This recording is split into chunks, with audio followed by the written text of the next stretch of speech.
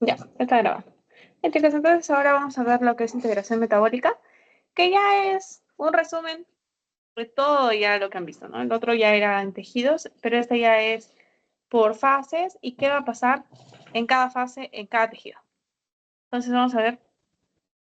Bueno, acá hay un pequeño repaso de los radicales libres que ya habíamos visto, ¿no? Que es cuando hay una molécula que tiene un electrón o más electrones desapareados. Esos radicales libres se forman, ¿no? Por ejemplo, en la cadena transportadora de electrones, en el complejo 1 y en el 3. Acá, ¿no? Las fuentes de radicales libres tenemos el oxígeno, el araquidonato y la xantina, que por diferentes enzimas como la NADPH oxidasa o la COX o la xantina oxidasa, forman a los radicales libres, como el anión superóxido, que también proviene de la cadena transportadora de electrones. Acá tenemos a los antioxidantes. eh, Acá está el mecanismo de acción, ¿no? Un poco para repasar lo que ya habíamos visto. Eh, y bueno, acá ya empezamos con lo que lleva esta clase, ¿no? Porque lo otro ya era un pequeño repaso de lo que habíamos visto en la clase pasada. Entonces vamos a ver que un hombre generalmente, no pesando 70 kilos, las necesidades energéticas que necesita para funcionar van a provenir de los nutrientes que van a ser los carbohidratos, los lípidos y las proteínas, ¿no? Entonces, para una persona de más o menos 70 kilos, necesita más o menos 2.400 a 2.900 kilocalorías al día. Ya de estas, los carbohidratos deben representar el 40-60%, los lípidos de 30-40% y las proteínas de 10-15%. En realidad, las necesidades energéticas va a depender de el peso de la persona y va a depender también de la actividad que tenga esta persona, ¿no? Por ejemplo, yo, la verdad es que soy una persona sedentaria, eh, no hago ejercicio, entonces tal vez mis necesidades de proteína son menores, ¿no? En cambio, una persona que, no sé, es fisicoculturista, va todos los días al gimnasio, necesita mayor cantidad de proteínas, necesita más carbohidratos. Entonces, todo va a depender de eso, ¿ya? Em, y bueno, si no se mantiene este equilibrio entre los carbohidratos, los lípidos y las proteínas, entonces va a empezar a ser dañino, ¿no? Porque, por ejemplo, si consumimos mayor cantidad de carbohidratos, podemos llegar a que haya obesidad. Si consumimos mayor cantidad de lípidos, también.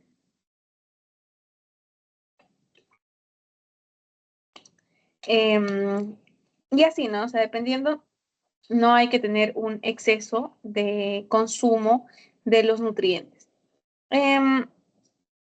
Vamos a tener la homeostasis, que para que se mantenga esta homeostasis vamos a tener 5 fases. Ya tenemos la fase 1, que es la postprandial. Acuérdense de más o menos las horas, porque de repente en el examen no les ponen fase postprandial, sino le dicen, persona que no come hace 2 horas, ¿qué estará pasando en el hígado? Entonces tú dices, hace 2 horas no come, entonces está en la fase postprandial. Entonces, fase postprandial es de 0 a 4 horas post comida, ¿no? O sea, comiste y de 0 a las 4 horas posteriores estás en la fase postprandial. Después de las 4 horas hasta las 12 horas estás en la fase postabsortiva. De las 12 a las 36 horas en ayuno temprano. Si sigues sin comer hasta 2 a 24 días, estás en inanición temprana. Y después de 24 días hasta 50 días, estás en inanición prolongada. En realidad, las personas podemos vivir hasta 60 días sin ingerir alimentos.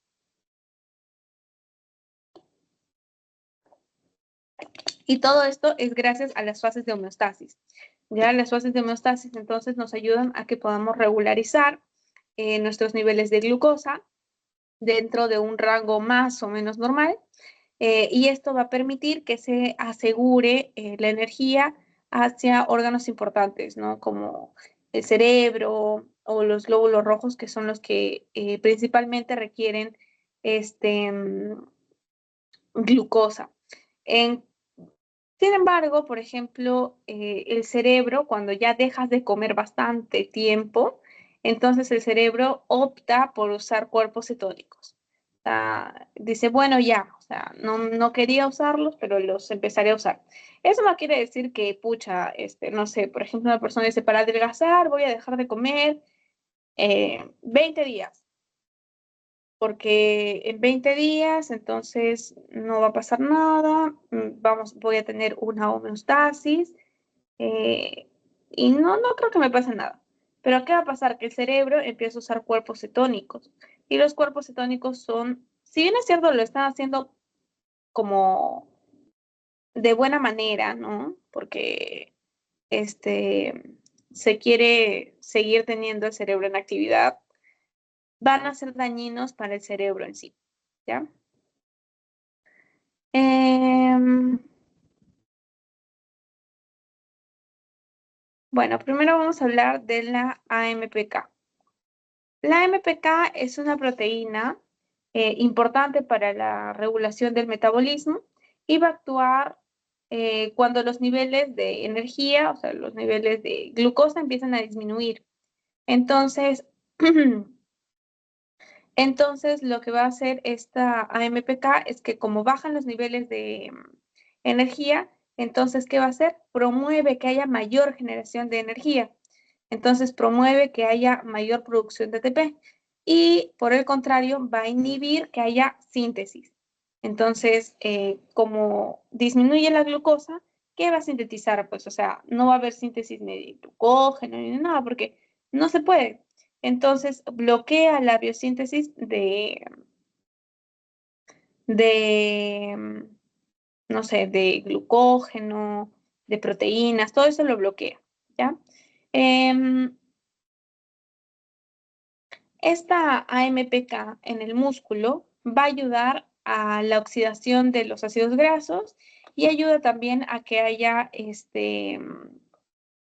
la captación de glucosa en el hígado, ¿ya? Em, Va a estimular la captación de glucosa y también que en el hígado se dé la oxidación de grasas.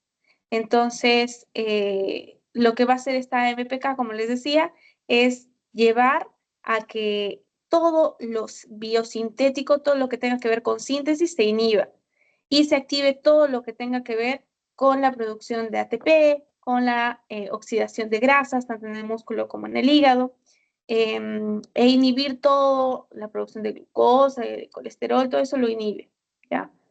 Inhibe todo esto de la biosíntesis. Justamente acá lo que les decía, ¿no? En el músculo va a ayudar a la oxidación de los ácidos grasos y también va a estimular la biogénesis mitocondrial. ¿Esto qué quiere decir? Que hay mayor cantidad de mitocondrias e inhibe la síntesis de proteínas, ¿no? Porque va a inhibir todo lo que tenga que ver con síntesis. En el hígado va a estimular la captación de glucosa e inhibe la gluconeogénesis. Va a estimular la oxidación de los ácidos grasos. Un ratito.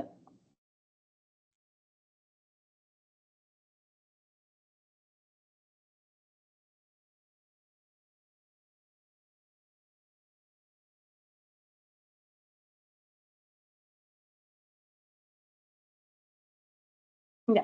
Entonces va a estimular todo lo que tenga que ver con la oxidación de los ácidos grasos, inhibe la síntesis del colesterol, de ácidos grasos y de proteínas, ¿no? Va a inhibir todo lo que tenga que ver con la síntesis.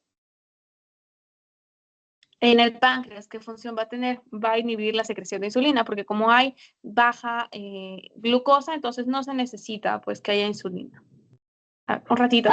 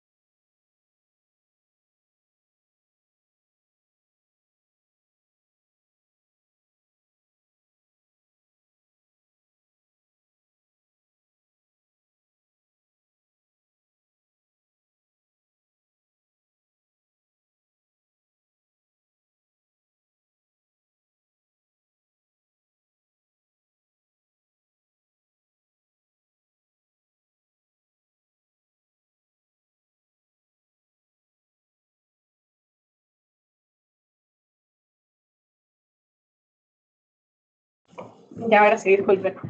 Bueno, entonces, como no va a haber glucosa, entonces no se necesita insulina, pues, ¿no? Entonces, se inhibe la secreción de esta.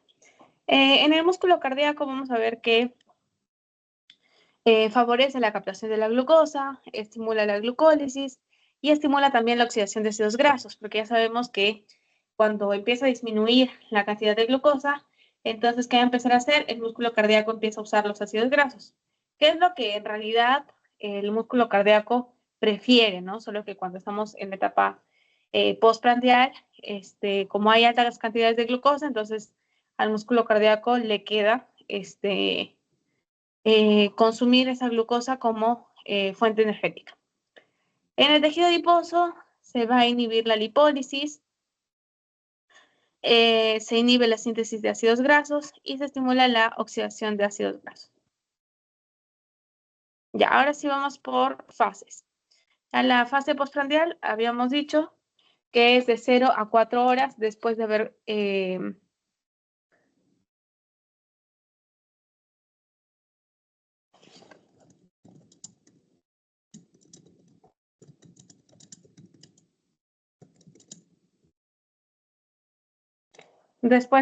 ingerido algún alimento, ¿no? Entonces vamos a tener a los tejidos principales en donde lo vamos a empezar a ver. Entonces, ¿qué va a pasar en la fase postprandial? Después de que nosotros comemos algo, entonces nuestro cuerpo va a empezar a digerirlo, ya sabemos con las enzimas y todo ello, y luego se van a absorber estos nutrientes, ¿no? Ya sabemos cuáles son los nutrientes, los carbohidratos, las grasas, las proteínas. Bueno, los carbohidratos luego se van a descomponer, se van a formar glucosa. Esta glucosa va a ir a la sangre, a la vez bueno, en el hígado no, pero el páncreas va a secretar la insulina, ¿ya? Esta insulina va a llevar a que se movilicen los GLUT, sobre todo los dependientes de insulina, que son los GLUT4, y que se pueda captar la glucosa. Em, vamos a ver que en el hígado lo que va a pasar es que los glúcidos van a empezar a generar la biosíntesis. Entonces, ¿qué va a pasar? Se va a formar el glucógeno, ¿no? Los aminoácidos van a llevar a la síntesis de proteínas y de urea. ¿Por qué de proteínas? Porque al tener aminoácidos, entonces va a sintetizarse proteínas, pero a la vez también se van a degradar estas otras proteínas. Entonces, al degradarse las proteínas, ya sabemos que obtenemos urea. Entonces, esta urea va a llegar al hígado. Bueno, no va a llegar al hígado, sino que los grupaminos van a llegar al hígado para que se puedan eliminar, ¿no? El amoníaco, por ejemplo. Entonces, para que se pueda eliminar, el hígado lo convierte en urea y de esta forma luego va a pasar a los riñones y de aquí se va a poder eliminar la urea que contiene grupos aminos que van a ser tóxicos para nuestra salud. Y bueno, los ácidos grasos en el hígado, vamos a ver que hay una síntesis de triglicéridos, que van a haber reacciones tanto de alargamiento como de saturación, ¿no? Porque ya sabemos que también va a haber la producción de nuevos ácidos grasos a partir de los ácidos grasos libres que se puedan conseguir.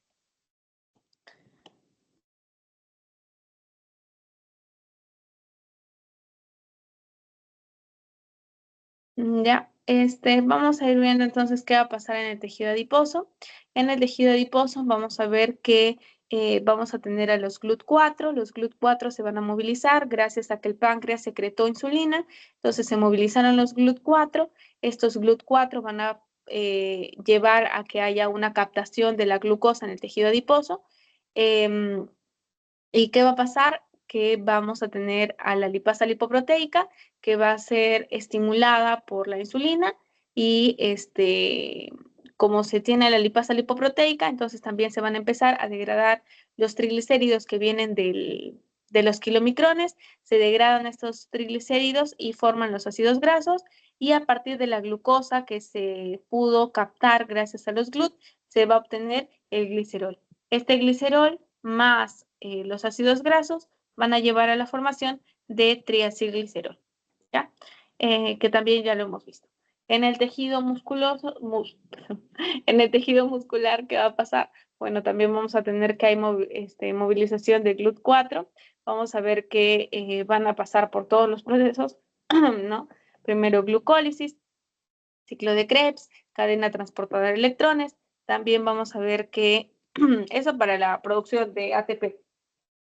Pero también en el tejido muscular es importante que en la fase postprandial resaltemos que hay una síntesis de proteínas. Una síntesis de proteínas a partir de los aminoácidos que se obtienen de la dieta. En el cerebro vamos a ver que tenemos al GLUT1, que eso no es dependiente de insulina, ¿ya? Entonces vamos a tener a los GLUT1. Estos GLUT1 permiten que haya una captación de glucosa. Esta glucosa ingresa a las células del cerebro. Esta glucosa va a ir a la vía glucolítica, al ciclo de Krebs, y también va a servir ¿para qué? Para la síntesis de neurotransmisores. Además, para la síntesis de neurotransmisores también se van a utilizar aminoácidos, ¿ya? Aminoácidos también se van a utilizar para la síntesis de neurotransmisores. En los glóbulos rojos, ¿qué va a pasar en la fase postprandial? Bueno, los glóbulos rojos son netamente dependientes de la glucosa, entonces, como en la fase postprandial hay gran cantidad de glucosa, no como una hiperglicemia, sino que, ya saben, entonces va a haber una captación de glucosa, la glucosa va a ir a la única vía que hay en los glóbulos rojos, que es la vía glucolítica, porque no tiene mitocondria, pues no. Entonces, ya sabemos que en la vía glucolítica se va a producir piruvato. Este piruvato, como no tiene dónde irse porque no hay mitocondria, se llega a convertir en lactato. ¿Para qué? Para que el NADH, o bueno, el NAD se regenere, ¿no? Gracias a la lactato deshidrogenasa. Ya sabemos que también este lactato luego va a ir al hígado y en el hígado va a servir porque este lactato se va a convertir en piruvato y va a servir para la gluconeogénesis. Ahora, ¿qué va a pasar en la fase posabsortiva? En la fase posabsortiva, que es a partir de las 4 a las 12 horas después de comer, entonces aquí vamos a ver que la glucosa, como ya les había dicho, se va a mantener, no vamos a tener una normoglicemia, es decir, los niveles de glucosa en sangre van a estar normales. ¿Y esto por qué es? Porque va a haber una glucogenólisis, ¿no? La degradación del glucógeno, y una gluconeogénesis. Esto a nivel del hígado. ¿Ya? ¿Por qué a nivel del hígado? ¿Por qué resalto esto? Porque a pesar de que en el músculo hay degradación de glucógeno, cuando vimos carbohidratos y cuando vimos qué le pasaba al glucógeno, vimos que el músculo no puede liberar glucosa libre.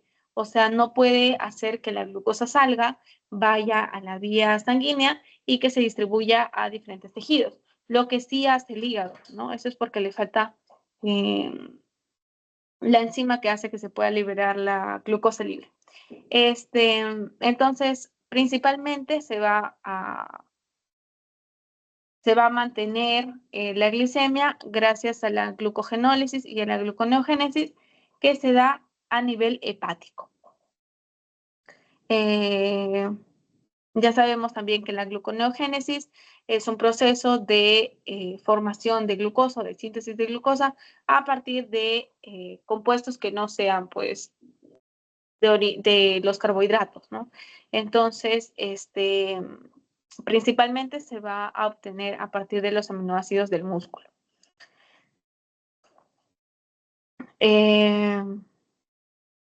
Bueno, también vamos a ver en la fase posabsortiva, en cuanto al tejido adiposo, vamos a ver que va a empezar la liberación de los ácidos grasos y también vamos a ver que hay estimulación del sistema adenilato ciclasa que está estimulado por el glucagón, porque en esta fase posabsortiva ya se inhibe la secreción de insulina y lo que empieza a secretarse es el glucagón.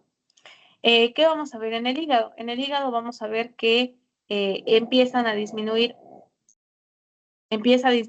como ha disminuido la glucosa, entonces también van a haber disminución de glucosa 6-fosfato y de todo lo que le sigue, ¿no? También incluida la fructosa 6-fosfato, etc. Entonces, como va a disminuir todos los componentes de la vía glucolítica, entonces vamos a ver que también va a haber una inactivación de la fosfofructoquinasa 1. También vamos a ver que la actividad de la vía de las pentosas va a disminuir y por eso es que van a disminuir también los procesos biosintéticos.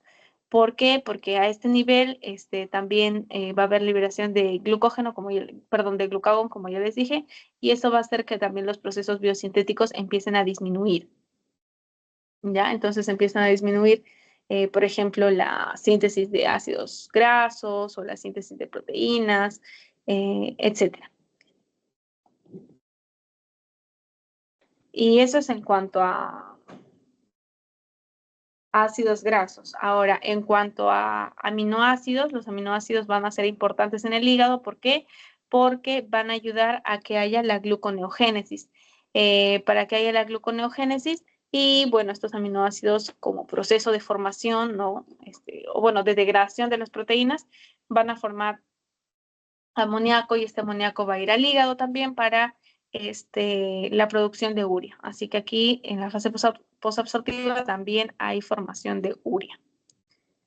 Ahora, ¿qué va a pasar en el ayuno temprano? En el ayuno temprano vamos a ver que esto es de 12 a 36 horas después de haber consumido algún alimento, y vamos a ver que la gluconeogénesis, que se da, ya sabemos, a partir de los aminoácidos, a partir del glicerol, y la glucogenólisis van a contribuir 50% a los niveles de glucemia.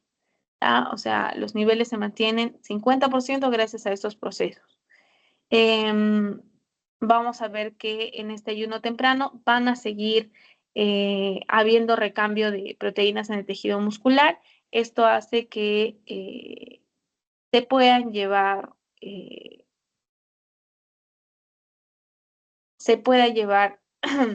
se pueda liberar del tejido muscular alanina, y esta alanina va a ser llevada hacia el hígado para que en el hígado se pueda llegar a formar la glucosa, ¿no? Por procesos de gluconeogénesis.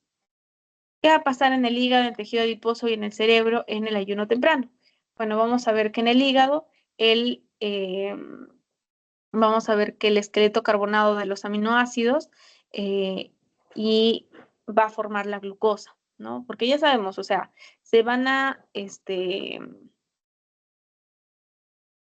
va a haber un proceso en el que va a quedar el esqueleto carbonado de los aminoácidos y el grupo amino, ¿no? Entonces, el esqueleto carbonado, que ya también les había explicado en proteínas, va a formar la glucosa, y el grupo amino es el que forma la urea, ya es el que va a servir para la formación de urea. Bueno, ¿qué pasa en el tejido adiposo? En el tejido adiposo vamos a ver que el glucagón, que ya empezó a secretarse del páncreas, va a estimular a una enzima que es la adenilciclasa. Esta adenilciclasa va a formar el AMP cíclico. Este AMP cíclico va a llevar a que se libere ácidos grasos, ¿ya? Entonces vamos a ver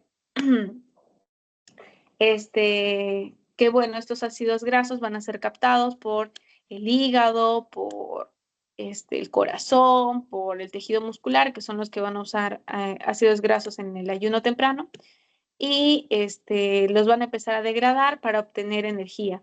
¿A través de qué proceso? Ya les expliqué, a través de la beta-oxidación. En cuanto al hígado, vamos a ver que va a haber una oxidación de los ácidos grasos. Se oxidan estos ácidos grasos por la beta-oxidación y se llega a formar acetil-CoA. Este acetil-CoA va a ser importante porque va a servir para la formación de los cuerpos cetónicos y estos cuerpos cetónicos van a ser utilizados en el corazón, en el músculo y cuando se dé el ayuno prolongado también va a servir eh, para que el cerebro también los use. ¿Ya? Eh, Aquí, como les mencionaba, ¿no? El cerebro lo usa una vez que ya se llegan a cumplir los 3 a 5 días, empieza a usar poco a poco cuerpos cetónicos. De 18 a 20 días empieza a usar los cuerpos cetónicos de forma preferencial. Ya, mm, ¿por qué solo en el hígado se llega a formar cuerpos cetónicos? Lo que pasa es que yo ya les dije, o sea, ya, ¿por qué se forman cuerpos cetónicos? Si yo les dije que esta liberación de ácidos grasos lleva a que se formen cuerpos cetónicos, ¿no? Pero estos ácidos grasos van a ir ¿a dónde? Van a ir al hígado, van a ir al músculo, van a ir al corazón. ¿Por qué el músculo y el corazón entonces no forman cuerpos cetónicos? Lo que va a pasar es que el músculo y el corazón, bueno, ambos son tejido muscular, entonces lo que va a pasar es que van a recibir glucosa del hígado, ¿ya? Entonces, o van a recibir cuerpos cetónicos del hígado también. Entonces, el músculo, el esquelético y el cardíaco no necesitan formar cuerpos cetónicos. Más que todo, el hígado es el que va a exportar esto. O sea, simplemente los otros tejidos son los que van a eh, tener al final lo que el hígado les está brindando. Pero en sí, los demás tejidos no tienden a formar algo porque estos compuestos son de exportación, básicamente, ¿no? Entonces, no, el hígado no aporta, perdón, el músculo no aporta tanto porque es como el riñón. Cuando hablábamos de la gluconeogénesis, el riñón también hace gluconeogénesis, pero para él mismo, ¿ya? Para él mismo, genera la gluconeogénesis y lo utiliza él mismo. En cambio, el hígado hace gluconeogénesis, pero lo hace para exportarlo a otros tejidos.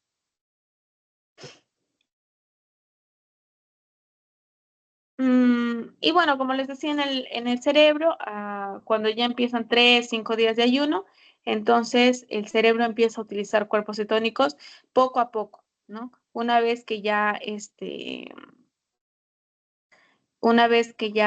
ayuno se volvió más prolongado, entonces poco a poco el cerebro empieza a utilizar más y más los cuerpos cetónicos hasta que se llega al día 18 o día 20 más o menos, y el cerebro preferentemente va a empezar a usar a los cuerpos cetónicos como fuente de energía. Ahora, ¿qué va a pasar en la inanición temprana? En la inanición temprana lo que va a pasar es que, bueno, mientras van pasando los días, la glucosa empieza a disminuir porque si bien es cierto hay una normoglicemia, eso no quiere decir que si yo estoy en 120 ahorita, entonces me toman la glucosa en 10 días y yo voy a seguir en 120, ¿no? Entonces, o en 100, no voy a seguir en 100. Va a ir disminuyendo, pero va a disminuir hasta cierto punto. Luego ya no va a seguir disminuyendo. ¿Por qué? Porque se está tratando de mantener al cerebro y a los glóbulos rojos, que les dije que preferentemente usan glucosa. Eh,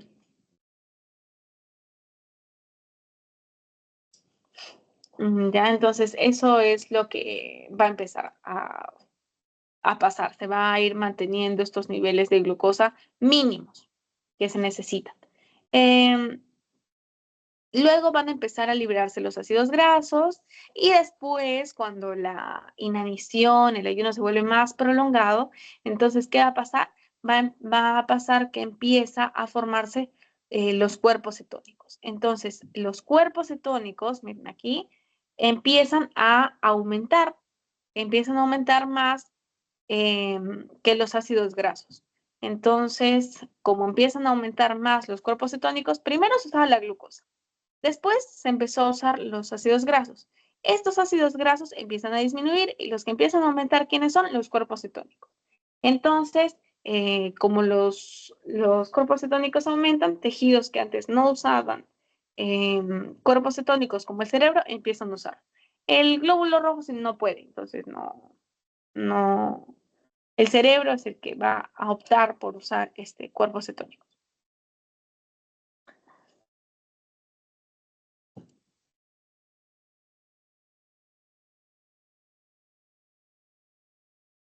Bien, y antes de terminar, vamos a hablar de el alcohol. ¿Qué pasa con el alcohol en nuestro cuerpo? Bueno, lo que va a pasar es que eh, el alcohol es dañino. Ya el alcohol empieza a ser dañino, pero lo vamos a ver de forma bioquímica. El alcohol va a tener su proceso de metabolización y lo va a hacer a través de dos cosas. Lo va a hacer gracias al alcohol deshidrogenasa o la ADH y va a hacer su metabolización a través de un sistema que es el sistema MEOS, que es el sistema microsómico oxidante de etanol. Entonces, estos dos, este alcohol deshidrogenasa y este MEOS, lo que van a hacer es que el alcohol se oxide y se forme el acetaldehído. Esto a nivel hepático, ¿ya? En el hígado. Entonces, lo que vamos a ver es que cuando empieza a ingresar alcohol a nuestro cuerpo, se va a convertir en acetaldehído gracias al ADH o al MEOS, ¿no? ¿Qué va a pasar? Que este es a nivel citosólico. Entonces, lo que va a pasar es que va a necesitar NAD. Y como necesita NAD, entonces esto va a hacer que se convierta en NADH. Entonces, los niveles de NADH empiezan a aumentar en el citosol. De hecho, el metabolismo del alcohol genera más NADH que la glucólisis. Entonces, para que se den cuenta lo fuerte que es el metabolismo del alcohol, ¿no? Entonces, lo que va a pasar es que el adipocito se empieza a llenar de NADH, se llena de NADH. Entonces se empieza a llenar de NADH y también de acetaldehído, ¿no? Entonces tú empiezas a tomar una copita, otra copita, entonces se empieza tu hepatocito a llenar de NADH, se empieza a llenar de acetaldehído, y este acetaldehído también es un compuesto tóxico, ya este acetaldehído va a dañar a las mitocondrias de los hepatocitos. Entonces, esta, como empieza a dañar a las mitocondrias de los hepatocitos, entonces, ¿qué te va a causar? Te va a causar los síntomas de la embriaguez, ¿no? Empiezas a tener vómitos, te empieza a doler la cabeza, etcétera, etcétera. Entonces, por ejemplo, a los alcohólicos se les empieza a dar para que ya no generen más daño, entonces les dan un inhibidor de este ADH. Entonces, como inhiben este ADH, entonces, ¿qué pasa? Ya no se forma el acetaldehído ni más NADH.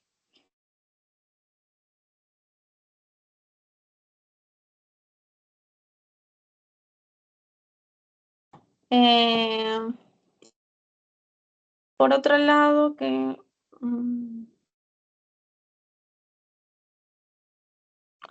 y también lo que les quería decir es que el MEOS, este sistema, también va a servir para la metabolización de los medicamentos. Entonces, por ejemplo, una persona empieza a ingerir alcohol de forma diaria, o sea, ya se vuelve una persona alcohólica. Entonces, este sistema MEOS empieza a incrementarse, es como una bolita. Entonces, empiezas a tomar más alcohol, aumenta, aumenta. Entonces, se empieza a ser más resistente, ¿no?